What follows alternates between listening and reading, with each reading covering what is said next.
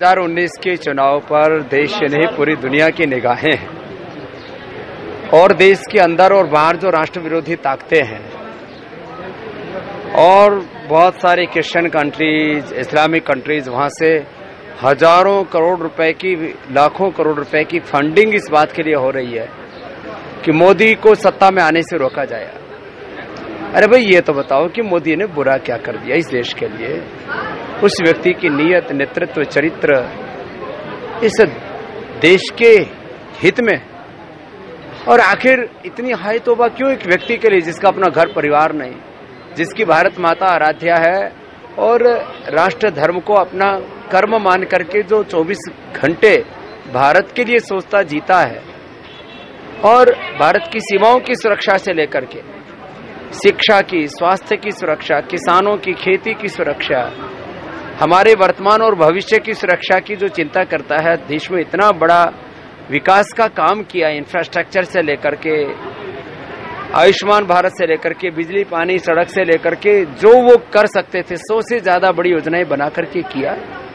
इसलिए इस बार मोदी जी को 2019 में देश दोबारा मौका देगा। ये देश में मोदी की हवा नहीं, मोदी की आंधी दिख रही है। राजनीति में जो ओछापन आ गया, ये ठीक बात नहीं है। मैं तो कहता हूँ जो राजनीति में बहुत ओछेपन की बातें कर रहे हैं, ऐसा प्रावधान होना चाहिए कि उनको चुनाव लड़ने से ही उनको वंचित किया जाना चाहिए। हाल ही में देश की सेना ने एक बहुत बड़ी कार्रवाई की और विपक्ष का कहना है कि इसमें सरकार का कोई कार्रवाई नहीं है। आपकी क्या प्रतिक्रिया? कोई भी बड़ी कार्रवाई सेना और सरकार के साझे प्रयास से होती है, इसको हम नकार नहीं सकते। फिर भी कुछ लोगों को उलझुल बातें करनी है, उनको कौन रोक सकता है। एक तरफ देश उनको देख रहा है जो टेप रिकॉर्डर की तरह बज रहे हैं, एक तरफ देश उनको देख रहा है जिनका एक बहुत बड़ा ट्रैक रिकॉर्ड है और जिनका देश के एक बड़ा कंट्रीब्यूशन है। किसका क्या कंट्रीब्यूशन है, क्या योगदान है देश के लिए। देश के वोटर बहुत संवेदनशील हो गए हैं। ये देश किसी राजनीतिक पार्टी की बपोती और जागीर नहीं है।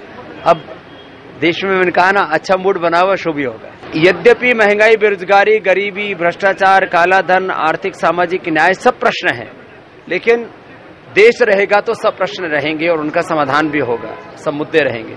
इसलिए राष्ट्रवाद सबसे बड़ा मुद्दा बना है, हिंदुत्व भी मुद्दा है। जो लोग अभी तक हिंदुत्व को कोसते थे चुनाव के बहाने ही सही, अब सबको याद आ गई है कि जो हिंदू की बात करेगा वो हिंदुस्तान पर राज करेगा।